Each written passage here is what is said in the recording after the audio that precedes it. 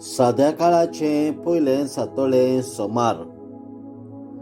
Mark प्रमाणे जेजू क्रिस्ताचे शुभ वर्तमान, अध्याय 1:14-20.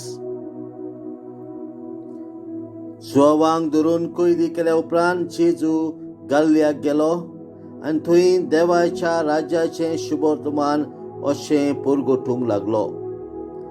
नेमलेलो काळ भरलो आनी देवाचें रास येवचें जालें. जिवीत बदलात आनी शुभ वर्तमान मानून घेयात. एकदा तो गलिल्याच्या दर्याचे देगेच्यान चलत वेतालो. त्या दर्यान सिमांव आनी ताचो भाव आंद्रे रापणी मारताले, कित्याक ते खारवी आसले.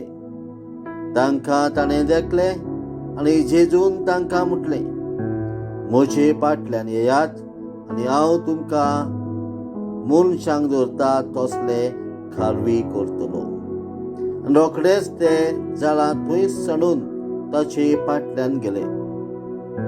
आनी थंय तावन मातसो फुडें वचून जेबेदेवाचो पूत जाकोब आनी ताचो भाव जुवांव व्हड्यार रापणी सारक्यो करताले ते ताणें देखले. आनी रोखडेच तांकां आपयले आनी जेबेदेवाक आपल्या बापायक मानया बरोबर व्हड्यार सांडून ते ताचे फाटल्यान गेले. जेजू क्रिस्ताचें शुभ वर्तमान. वाखांडी तुका क्रिस्ता.